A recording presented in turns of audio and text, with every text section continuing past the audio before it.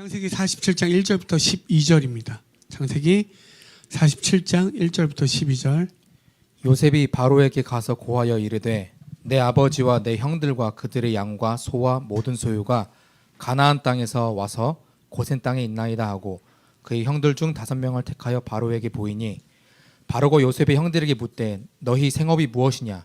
그들이 바로에게 대답하되 종들은 목자이온데 우리와 선조가 다 그러하나이다 하고 그들이 또 바로에게 고하되 가나안 땅에 기근이 심하여 종들의 양떼를 칠 곳이 없기로 종들이 이곳에 거류하고자 왔사오니 원하건대 종들로 고센 땅에 살게 하소서. 바로가 요셉에게 말하여 이르되 내 아버지와 형들이 내게 왔은즉 애굽 땅이 내 앞에 있으니 땅의 좋은 곳에 내 아버지와 내 형들이 거주하게 하되 그들이 고센 땅에 거주하고 그들 중에 능력 있는 자가 있거든 그들로 내 가축을 관리하게 하라. 요셉이 자기 아버지 야곱을 인도하여 바로 앞에 서게 하니 야곱이 바로에게 축복하매 바로가 야곱에게 묻되 내 나이가 얼마냐. 야곱이 바로에게 아뢰되 내 나그네 길의 세월이 130년이니이다. 내 나이가 얼마 못 되니 우리 조상의 나그네 길에 연조에 미치지 못하나 험악한 세월을 보내었나이다 하고 야곱이 바로에게 축복하고 그 앞에 서 나오니라. 요셉이 바로의 명대로 그의 아버지와 그 형들에게 거주할 곳을 주되 애굽의 좋은 땅 라암셋을 그들에게 주어 소유로 삼게 하고 또 그의 아버지와 그의 형들과 그의 아버지의 온 집에 그 식구를 따라 먹을 것을 주어 봉양하였더라. 아멘. 야곱이 요셉을 이제 만나게 됐을 때 그는 이제 어떤 현상과 사건 그런 것에 일희일비하지 않고 이제 하나님의 뜻을 물어 브엘세바에서 하나님께 예배하며 하나님의 뜻을 물었습니다. 그의 이제 기준은 완전히 달라졌죠. 자기 유익과 자기를 증명하는 삶, 자기의 어떠한 계산된 모든 삶이 이제 완전히 내려놓고 하나님께 질문하는 삶으로 바뀌었습니다. 너무 사랑하는 존재를 만날 수 있는 그 시간인데도 잠시 잠깐 멈춰서서 하나님의 뜻을 묻는 삶, 그게 성도라고 우리는 지난 시간에 함께 나누었습니다. 오늘은 이제 그의 야곱의 가족들이 이제 애굽 땅에 도착하는 장면이 나옵니다. 오늘 1절부터 12절에 오늘 본문을 통해서 하나님이 우리에게 성도는 어떠한 삶을 살아야 되는지 함께 나누길 원합니다. 이 성경에 보면 우리를 지칭할 때 창세기에서 많이 이야기할 때 나그네란 말을 많이 씁니다.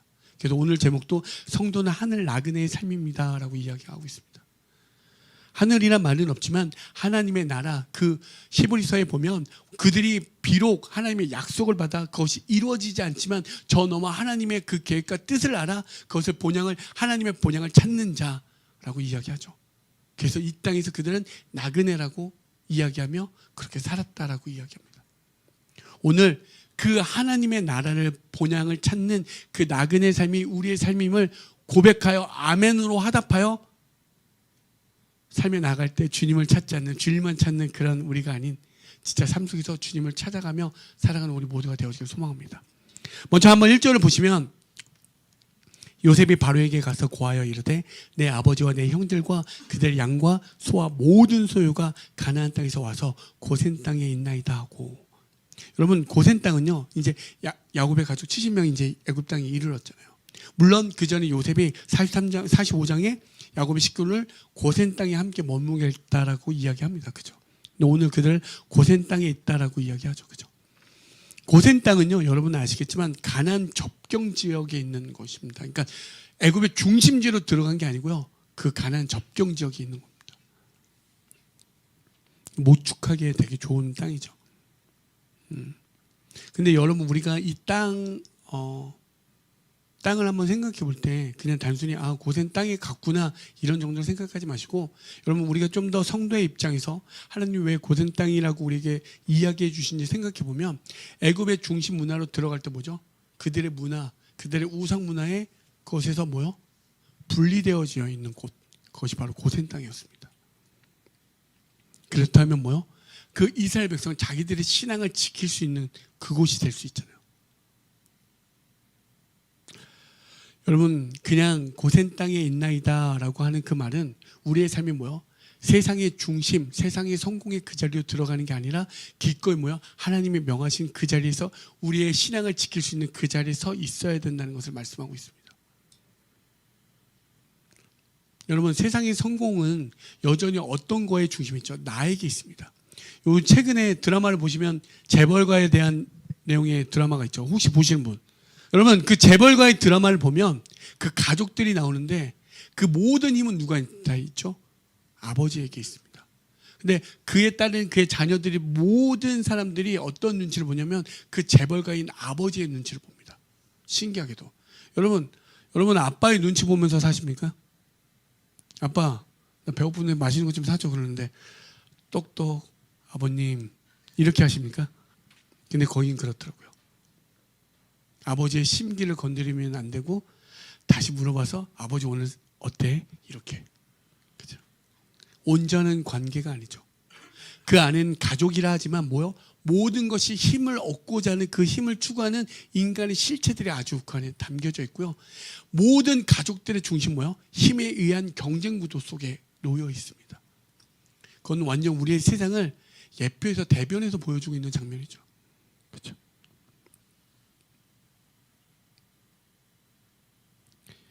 여러분 그렇게 해서 결국에는 그 아버지의 승계권을 얻는 한 사람을 제한 모든 사람 뭐죠? 세상 말로 뭐가 되죠? 나가리가 되잖아요. 그렇죠? 그렇게 또 승계권을 잡은 사람은 모든 그 권력층의 또 지배층이 되어 그들을 또 힘으로 누르게 됩니다. 그들이 항상 사람과 사람들이 대면할 때 보면 네 앞에 있는 수식어가 무엇이냐에 따라 그들은 뭐요? 고개를 수아리고 고개를 조아리게 되죠. 이게 세상의 구조입니다. 이게. 근데 그들은 기꺼이 고센 땅에, 여러분 그 중심지로 들어가지 않고 고센 땅에 있다고 이야기합니다. 여러분 우리의 신앙이 세상의 성공, 세상의 중심으로 들어가지 않고 진짜 하나님의 뜻에 있는 그 자리에 있길 소망합니다. 그것이 성도에게 참된 신앙의 본질되고 우리 성도의 정체성인 줄 믿습니다. 보통 이러다 보면 그럼 세상에서 성공하지 말란 말이야? 그냥 열심히 살지 말까? 이렇게 생각이 들잖아요. 여러분 성경은요 우리에게 성공이라는 말을 하지 않지만 우리에게 뭘 이야기하냐면 성실하라고 이야기합니다. 열심히 사십시오. 최선을 다해서 사십시오.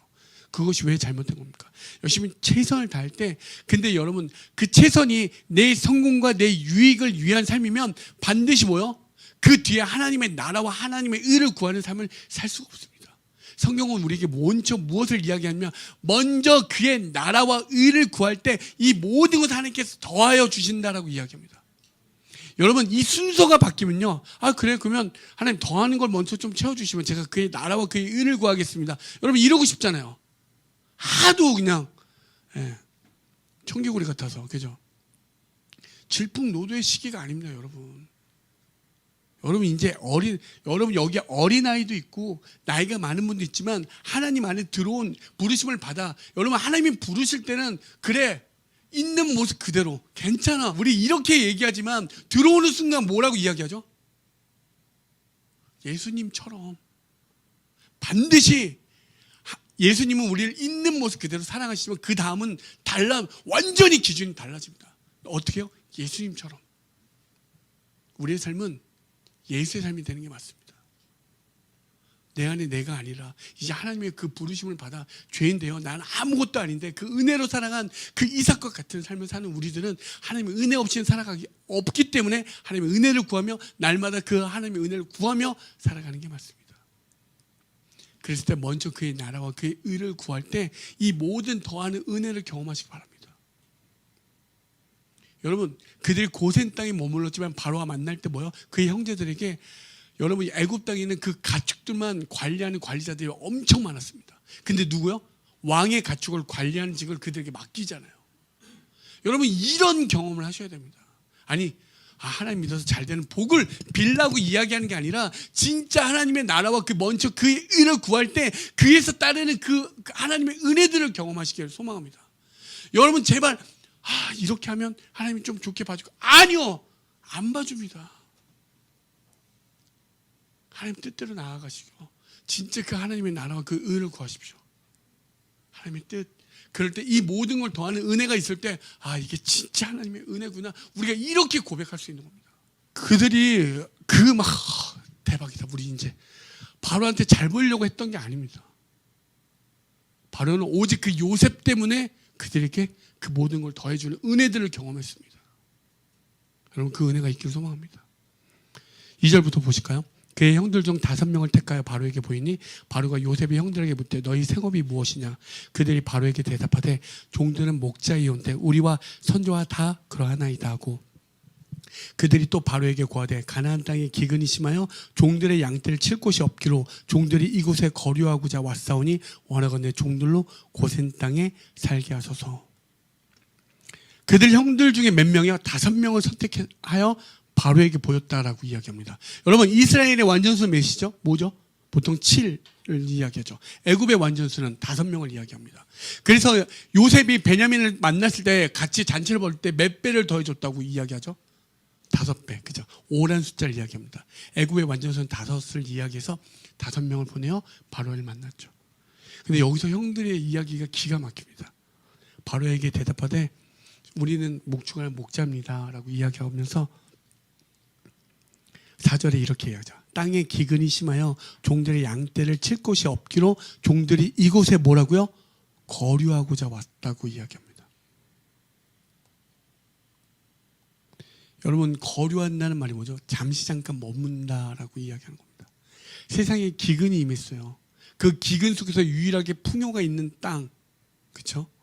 그곳이 있는데 그들이 형제들이 하는 말이 뭐예요? 거류한다라고 이야기합니다. 그건 뭐예요? 이 땅의 저희들의 삶은 나그네의 길입니다라고 이야기하는 거죠. 잠시 잠깐 우리가 이 땅에 살지만 우리가 잠시 살고 우리는 하나님의 그 뜻이 명한 그 나라로 다시 돌아갈 것입니다 라고 이야기하는 거죠. 여러분 나그네 하면 오늘날에 우리에게 익숙하지 않고 친숙한 단어는 아니지만 여러분 나그네의 삶을 한번 기억해 보십시오. 나그네란 뜻을 그 함이 된 뜻을 생각해 보면 뭐죠? 나그네 이 땅에서 주인 행세하지 않겠다는 것을 이야기합니다. 그리고 뭐요? 이 땅에 어떠한 것도 내 소유로 삼지 않겠다라고 이야기하는 거죠. 그리고 나그네의 삶은 누군가의 도움이 없이는 은혜 없이는 살아갈 수 없는 존재입니다. 그렇죠? 오늘 이 땅의 기거에 누군가의 도움을 받아 하루를 머물고 또 다음 이렇게 가는 거죠. 우리에게 나그네 삶의 그 은혜는 누구죠? 그 도움은 누구죠? 오직 하나님. 여러분 성도는요 이 땅에서 주인 행세하려고 우리가 복을 구하고 기도하는 게 아닙니다. 하나님의 뜻을 묻고 하나님의 나라를 구하는 삶인 거죠. 하나님께서 잠시 잠깐 우리가 이 땅을 그냥 잠시 잠깐 우리는 허락하셔서 뭐요? 너희들은 이 땅에서 그 나그네 삶으로 하나님의 나라를 구하는 하나님의 본향을 찾는 그 나그네 삶을 살아내서 훗날 하나님의 본향을 그리워하는 그 삶으로 들어가라고 우리에게 이야기하는 거죠. 그 삶이 이 땅에서 어떻게 드러나야 됩니까? 그 모습. 나그네의 삶의 모습이 어떻게 드러나야 됩니까? 그냥 너무 우리가 잘 알고 있는 시편 23편 볼까요? 1절부터 4절. 여호와는 나의 목자시니 내게 부족함이 없으리로다. 그가 나를 푸른 풀밭에 누이시며 실만한 물가로 인도하시는도다. 내 영혼을 소생시키시고 자기 이름 위하여 의의 길로 인도하시는도다. 내가 사망의 음침한 골짜기를 다니지라도 해를 두려워하지 않는 것은 주께서 나와 함께 하심이라. 주의 지팡이와 막대기가 나를 안위하시나이다. 뭐요? 세상의 기근에 내가 잠시 잠깐 이 땅에 거류하는 삶이지만 뭐요? 난 여호와로 부족함이 없는 삶입니다 라고 고백하는 거죠. 성도는요 세상을 향해서 이렇게 고백하는 삶이 되어야 합니다. 여러분 이게 기준과 어떤 세상과 가치와 비교할 수 없는 정도의 성도는요 다른 클래스예요. 여러분 성도는 이게 맞습니다. 내가 세상에 기근이 임해도 세상에 와 나에게 갑자기 이런 기근 속에 나만 풍요할 수 있는 그 삶이 찾아와도 뭐요? 아니요. 나는 이 땅에 이 삶은 나한테 거류하는 삶이고 나그네 삶입니다. 나는 내가 돌아갈 그 나라가 있습니다. 내가 본향을 찾는 그 삶이 있습니다. 그렇게 고백하는 겁니다. 여러분 그렇게 돼야 진짜 세상 사람도 넌 다르구나 구별되죠. 야, 하나님 믿음이 이렇게 잘 돼. 그건요 세상 사람들도 그렇게 할 수 있습니다. 세상 사람들 돈 앞에서 얼마든지 90도 절하는데요. 다리 사이로 지나가려도 지나가잖아요. 얼마나 추하고 더러운 일도 다 하잖아요. 근데 성도는 함부로 그렇게 사는 게 아닙니다. 여러분 맨날 제가 격분하고 흥분하니까 아주 재밌는 예시를 하나 드리겠습니다. 어느 날 정호 형제가 흔히 말하는 되게 좋은 스시집을 저를 이렇게 데려갔습니다. 제가 여러분 아시겠지만 치아가 몇 개 없으니까 이게 입만 대면 사르르 녹는 그런 스시집이었어요. 여러분 아시겠지만 맛집은 미슐랭 뭐 이게 1, 2, 3죠. 뭐 그런 집이었어요. 그러니까 이 주방장이 요리사가 상당히 그 자부심을 갖고 한 점 한 점 내놓는 그게 거의 예술품이었습니다. 딱 앉았죠. 테이블도요. 저희 한 3명, 3테이블밖에 없어요. 한 6명. 뭔가 엄청난 대접받는 자리로 가는 거죠. 갔습니다. 딱 나왔어요. 먹었습니다. 와, 그냥 되는 순간 녹아요. 그런 거 먹어보셨어요? 되는 순간 녹는 거? 기가 막힙니다. 근데 몇 점을 이렇게 먹고 있는데 갑자기 제 옆에 있던 정호 형제가 먹는 속도가 되게 늦어져요. 그리고 주춤주춤해요. 그리고 자꾸 주방장 눈치를 보면서 제 귀에 딱 대면서 이렇게 얘기해요. 저희는 학교에서 만나서 아직은 호칭이 교수님 이렇게 되거든요. 그래서 교수님 똥맛입니다. 너무 맛이 없다는 거예요. 그러면서 주방장의 눈치를 보면서 저한테 자꾸 넘기려고 하는 거예요. 우리 서로 눈치 보면서요. 왜냐면 그분은 이 프라이드가 장난 아니었어. 딱 이게 완전 나는 이 세상에 가장 좋은 최고의 재료로 이걸 만들어서 너희들한테 먹이니 너희들 먹고 감사를 안 하면 안 되는 그런 분위기였거든요. 근데 정호 형제가 제 귀에 대서 똥맛입니다. 그렇게 얘기하는 거예요. 교수님이 끓여준 라면이 훨씬 맛있다고. 근데 제가 그 말을 딱 듣는 순간 영적으로 딱 들어진 표현이 뭐냐면 맞다. 성도는 이 땅에 가장 화려한 모든 소유된 그 맛을 다 가지고 있어도 진짜 하나님의 사랑을 경험한 자는 이러한 모든 게 똥맛에 불과하구나. 저는 그렇게 느꼈습니다. 그는 진짜 이 맛이 똥맛이라고 느낄지 모르겠지만 저한테는 진짜 하나님을 경험한 사람은 이 땅에 어떠한 산의 진미를 갖다 준다 할지라도 이것은 똥맛에 불과하는구나. 웃기죠? 일상 다반사 속에서 여러분 반드시 하나님이 다 경험되어져야 합니다. 여러분 멀리 있지 않습니다. 일상 다반사에서 다 경험하는 게 맞습니다. 여러분 이걸 영적 표현으로 하면 어떻게 되는지 알아요? 10편 84편 10절에 보면 주의 궁전에서의 한 날이 다른 나라에서의 첫날보다 나은즉 악인의 장막에 사는 것보다 내 하나님 성전 문지기로 있는 것이 좋사오니. 여기서 악인의 장막은 나쁜 사람, 막 못된 사람들이 있는 그게 아니라 저 화려한 궁궐, 그것보다 뭐요? 거기에서 사는 첫날보다 뭐요? 성전 문지기로 사는 그날이 더 좋다라고 이야기하고 있습니다. 여러분 성도의 고백은 이와 같아야 됩니다. 여러분 미슐랭 3스타 스시 먹어본 적이 없죠? 네. 전 그거 먹어봤습니다. 근데 그것을 똥맛이라는 그런 분을 전 옆에서 같이 먹어봤습니다. 그러면서 1,000원짜리 라면이 맛있대요. 여러분 성도는 이렇게 표현되는 게 맞습니다. 그래서 십자가에 그것이 나의 하나님의 영광이 되는 그 은혜를 누리는 삶. 세상 모든 사람이 우리를 비웃어도 사모님이 춤추는 그게 하나님의 날에서 천사와 함께 뛰는 그것. 와, 나도 저렇게 하고 싶은데 내 엉덩이는 왜 이렇게 안 띄어지지? 여러분 그걸 부끄러워해야 됩니다. 여러분 그 은혜가 있길 소망합니다. 여러분 그 은혜가. 우리가 이번에 2번의 캠퍼스 집회를 드리고 저희들이 재정을 모으고 사실 그렇게 많지는 않았지만 하나님의 마음으로 작은 헌금을 해주신 분들이 있어서 그것과 저희 교회 헌금을 모아서 그걸 전달했습니다. 대부분 그걸 전달할 때 저희 교회 어떤 사이즈를 아시죠? 학교 내에서도 다 알죠. 어떻게 이렇게 다들 어려운데 어떻게 이렇게 할 수 있냐고 다들 그래요. 여러분 교회는요 어떤 재정 상태를 보고 선교하는 곳이 아닙니다. 하나님이 명하시고 하나님이 하라 하시면 그것에 하는 것에 반응하는 게 교회가 맞습니다. 여러분 저는 같이 여러분 우리 모두가 각자가 다 교회지만 그것을 꿈꾸는 햇셋의 공동체가 되어지길 소망합니다. 하나님이 명하신 그 자리에서 우리 이거 합시다라고 고백되어지면 그 뜻으로 일어나가는 우리 모두가 되어지길 소망합니다. 그게 교회가 맞습니다. 그게 교회가 맞습니다. 그렇게 되어야지만 세상 그 사도행전 2장에 나왔던 그 말씀처럼 세상에 있는 백성들도 그들도 알아볼 수밖에 없다고요. 왜? 그들이 아직 하나님의 무의식 속에 하나님이 없다 하지만 하나님 반드시 살아계시기 때문에 진짜 하나님의 발견되면 그들도 와! 칭송한다, 칭찬한다, 인정한다 라고 할 수밖에 없는 거죠.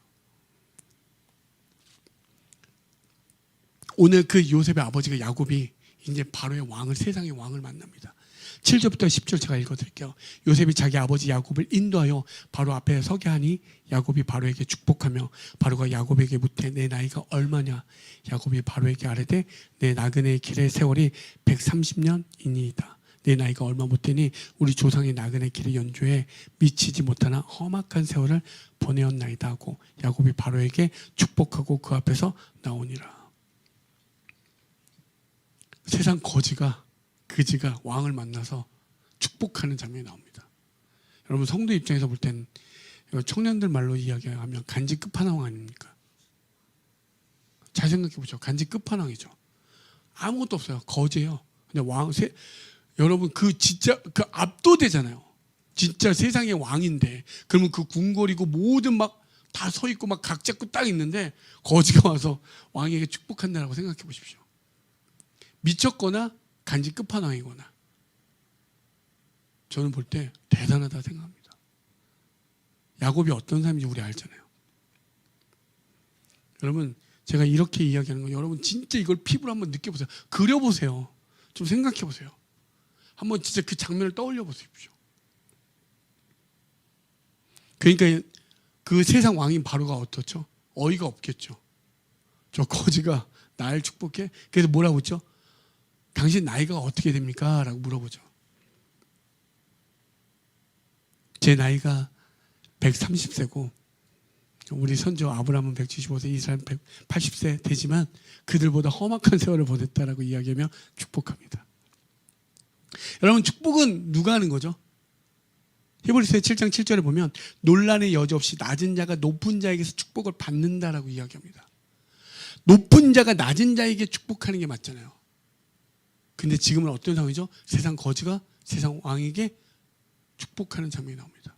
그럼 이건 성도의 영적인 의미에서 뭐예요? 성도는 세상 왕보다 높다는 것을 우리에게 말씀해 주고 있다는 사실입니다. 근데 자꾸 우리 우리의 어떤 이 빠른 세월, 세상 속에서 우리는 자꾸 우리의 주어진 어떤 형편, 상황, 업적 이런 것을 우리를 자꾸 재단하고 비교하여 평가하여 세상의 왕들보다 못하다라고 여기며 자기를 비하하잖아요. 아니요. 하나님과 함께하는 그들, 하나님과 함께하는 모든 이들은 세상에 그 어떤 왕이 여러분의 앞에 놓여 있을지라도 일론 머스크가 와도 테슬라 100대 준다 해도 하하하 내가 당신이 불쌍합니다 라고 축복해 줄 수 있는 우리가 되어지길 소망합니다. 그들을 축복할 수 있는 그런 영적인 승리자가 되어줄 줄 믿습니다. 왜요? 성도가 이 땅에서 진짜 거지의 삶이고 나그네 삶일지라도 진짜 하나님의 하나님 되심을 발견하면 이 땅의 모든 것들이 뭘로 여겨져? 배설물로 여긴다라고 이야기하잖아요. 빌립보서 한번 볼까요? 빌립보서 3장 7절에서 8절 보면 그러나 무엇이든지 내게 유익하던 것을 내가 그리스도를 위하여 다 해로 여길 뿐더러 또한 모든 것을 해로 여기면 내 주 그리스도 예수를 아는 지식이 가장 고상하기 때문이라. 내가 그를 위하여 모든 것을 잃어버리고 배설물로 여기면 그리스도를 얻고. 아멘. 진짜 예수 그리스도를 만나니까 이 땅의 모든 것이 뭘로 여겨진다고요? 배설물. 고상하죠. 좋은 말로 하니까 똥이라고. 똥. 아무것도 아니라고. 내 똥이 이렇게 좋은 빛깔이 나면서 간직하는 사람이 있습니까? 아니잖아요. 바로 변기 버튼 누르잖아요. 그렇게 여긴다라고 이야기하고 있습니다. 하나님 되심, 그 예수 그리스도를 경험한 모든 사람은 그게 가장 고상하고 그게 가장 아름답고 그것이 가장 위대하다라고 우리에게 말해주고 있습니다. 그냥 이게 단순히 이게 아니라 진짜 그게 경험되어지니까 그것이 나를 이끌고 가 이 땅의 모든 것들이 기꺼이 배설물로 여겨지는 그 삶. 야곱이 험악한 세월을 보냈다는 것은 무엇을 뜻하는 겁니까? 몸과 마음이 죽을 것 같은 그 고생을 다 했다는 거예요.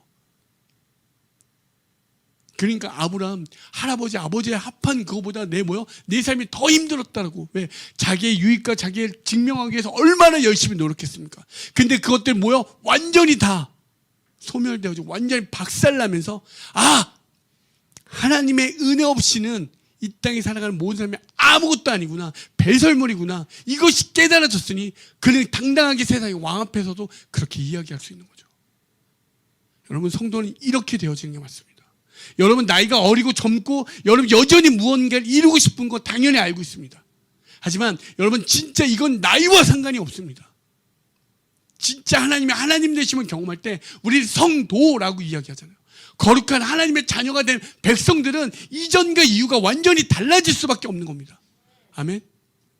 여러분 아까도 말씀드렸지만 우리 모습 그대로 다 받아주십니다. 우리가 어떠한 죄를 져도 어떠한 실수를 해도 어떠한 상황 가운데 놓여 있더라도 하나님은 우리를 뭐요? 다 받아주시지만 그렇게 들어온 우리들을 어떻게 하신다고요? 예수님처럼 살길 원하고 계신답니다. 그게 배설물로 보여져야 그게 진짜 성도의 삶입니다. 근데 여전히 뭐요?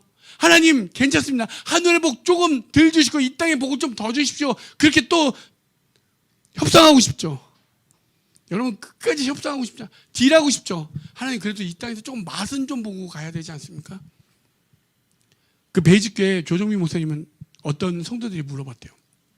목사님은 뒤늦게 예수님 만나서 인생 다 살 거 다 살아보시고 이렇게 되니까 자기는 좀 억울하다는 거예요. 맨날 교회에서 힘들게 이렇게 하는데 자기도 인생에서 좀 즐겨보다가 왔으면 좋았는데 목사님이 참 부럽다는 식으로 얘기해요. 근데 조정민 목사님이 그러더라고요. 자기가 그 룸사롱 그런 바퀴벌레 같이 그런 지하에 가서 그렇게 사는 삶이 정말 그게 아무런 의미 없고 가장 부끄럽다는 식으로 말씀하시더라고요. 여러분들이 부러워하는 그거 아무것도 아니라고.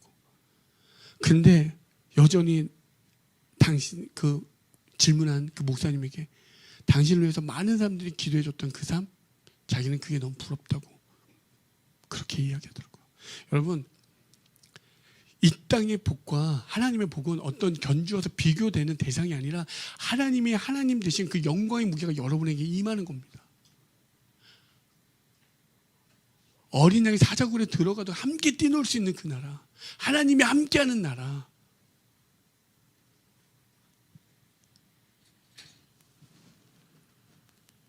우리는 세상의 왕보다 그 히브리서에 말한 것처럼 우리가 그들을 축복해 주는 그 삶이 맞습니다. 세상의 풍요를 쫓는 사람들에게, 그걸 쫓아가는 사람들에게 그들을 오히려 측은히 여겨주고 불쌍히 여기고 긍휼히 여겨주셔서 여러분 하나님의 복을 누립시다 라고 선포해 주는 게 맞습니다. 그게 성도의 진짜 삶입니다. 그냥 이렇게 말하세요. 너도 나처럼 살아야 돼. 네가 뭔데? 이렇게 할 수 있죠. 근데 여러분 꼭 이렇게 해보십시오. 나가서 어떤 자리든 너도 나처럼 살아야 돼. 너도 나처럼 살아야 돼. 여러분 진짜 하나님이 하나님 되심을 경험하잖아요. 그 어떤 것과 비교할 수 있겠습니까? 그 하나님만을 전할 수밖에 없게 되겠죠. 여러분의 삶의 모습이 어떠하든 간에 그와 상관없습니다. 근데 하나님이 하나님 되심을 발견한 우리들은 뭐요? 이제 그 하나님만을 전하게 되는 게 맞죠. 그래서 성도는 믿음으로 말미암아 산다라고 이야기하잖아요. 믿음. 하나님의 반드시 그 언약 그것을 소망하며 내일을 소망하며 인내하며 살아가는 그 삶.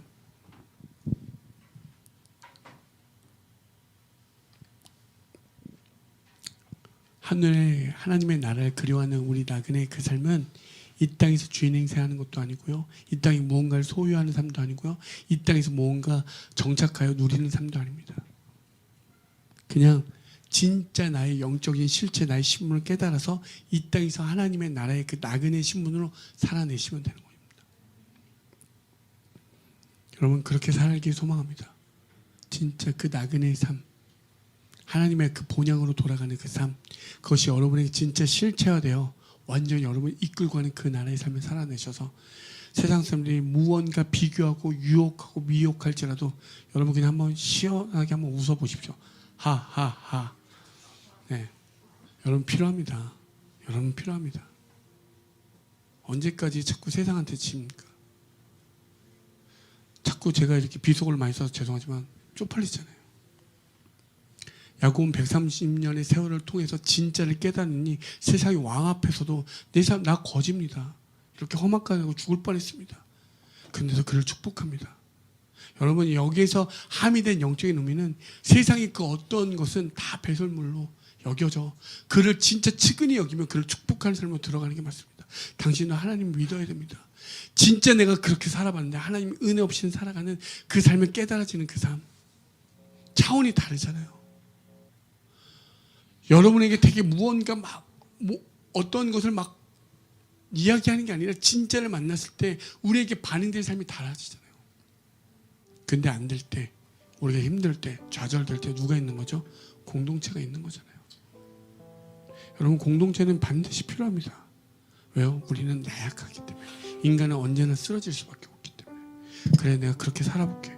오늘 기도의 한 형제의 고백도 그랬잖아요. 하나님, 주일만 찾는 예배자가 아니라 삶 속에서 주님을 찾기 원합니다. 그렇게 안 될 때 또 전해서 형 괜찮아? 동생아 괜찮아? 그 한마디가 또 내 동역자, 그 벗을 통하여 그 공동체 한 일원을 통하여 우리가 서로를 살피고 돌봐 하나님 나라를 같이 그려가면서 붙잡고 가는 거잖아요. 여러분, 그렇게 되어지길 소망합니다. 우리 모두가 각자가 교회이지만 우리가 지금 이 시대 속에서 우리를 또 이렇게 헬스들로 하나 묶어주신 건 또 우리에게 주어주신 하나님의 뜻과 그 뜻을 물으며 그 뜻으로 나아가는 공동체가 되어지길 소망합니다. 나그네 공동체 되지만 누군가 또 좌절하고 낭망되어질 때 같이 일으켜 세워주고 그가 배고플 때 먹이고 입히고 나눌 수 있는 정말 그 세상에 어떠한 것도 할 수 없는 진짜 대안적 공동체가 되는 게 교회가 맞습니다. 그런 교회가 되어지길 소망하며 하나님, 나는 하나님의 자녀이고 성도입니다. 내가 이 땅에서 하늘 나그네 삶을 살게 하여 주시옵소서. 그렇게 기도하며 찬양하며 나아가는 우리 모두가 되어지길 간절히 소망합니다.